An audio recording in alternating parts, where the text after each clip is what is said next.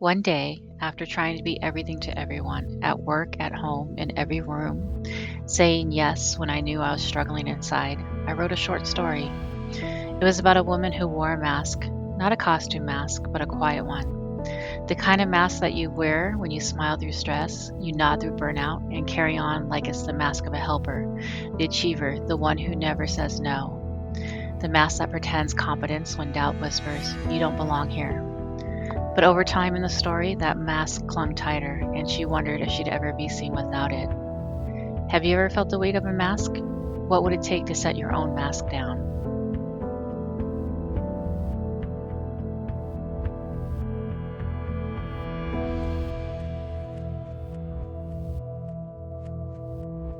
We learn how to show up in ways others expect: professional, productive, put together.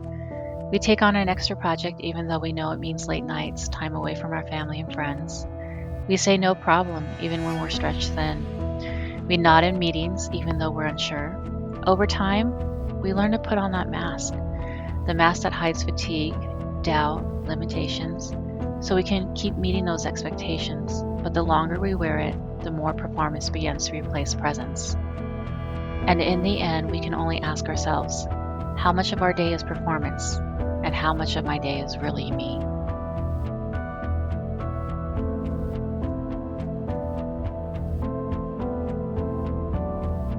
We get so used to performing behind the mask that sometimes it can feel risky to take it off. But what we'll remember are the moments when someone truly saw us, not just what we do or how we helped with a task or a project, but who we are. And yet, letting go of performance can feel truly terrifying. What if they see the real me and turn away? What if I risk it and they make fun of me? But sometimes those small risks, an honest pause, or a, hey, I'm not too sure about this, can you take a look at it?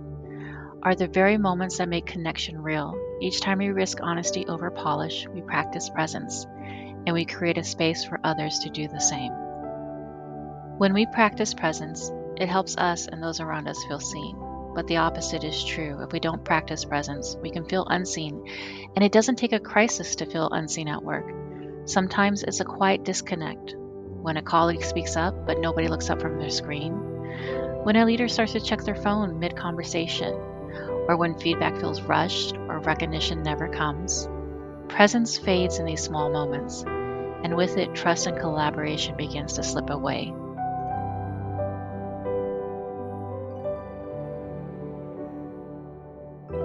Sometimes the heaviest mask is the one we wear inside, the mask of self doubt. Imposter syndrome, it whispers, you don't belong here. You're not as smart as them. Do you even know what you're doing?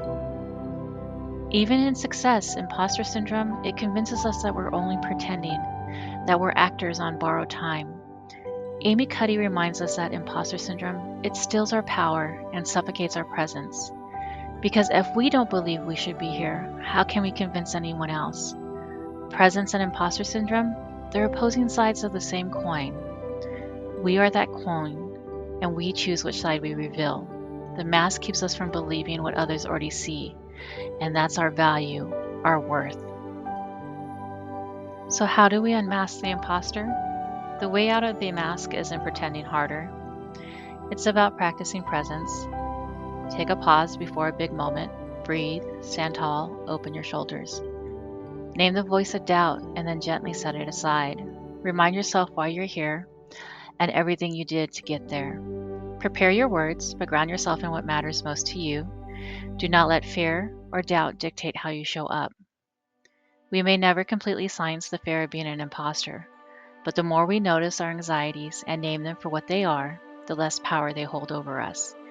Each time we recognize a pattern, we make it easier to move through it. Confidence grows from not faking it, but aligning with what's already true, and that's you belong. Every time you choose the presence over performance, that mask, it loosens, and the imposter's grip will weaken. Presence doesn't have to be loud. It doesn't have to be a grand gesture. Presence occurs in those micro moments.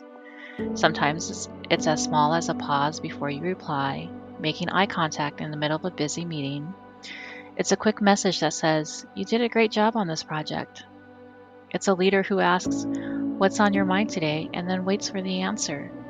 These moments matter most when we create space for them. And that can be turning a phone face down in a meeting, closing the laptop to give someone our full attention, choosing one conversation over many distractions. Tiny practices like these remind us and others, you matter and you are seen.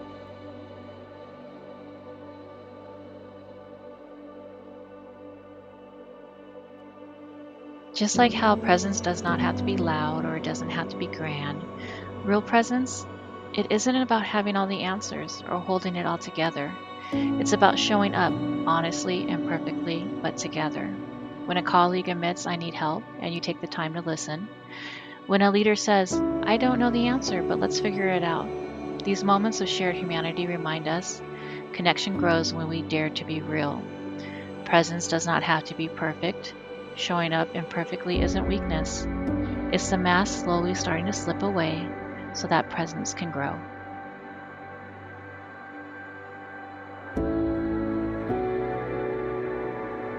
Masks are complicated. They protect us, helping us get through the hard days.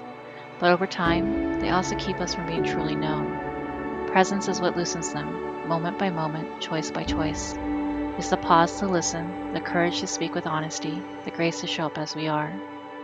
We may always carry masks, but we get to decide when to set them down. When we choose presence over performance, we gain the courage to be authentic and inspire others to set their masks down too. And that's when trust and connection and growth begin. Presence doesn't have to be perfect, it just has to be real.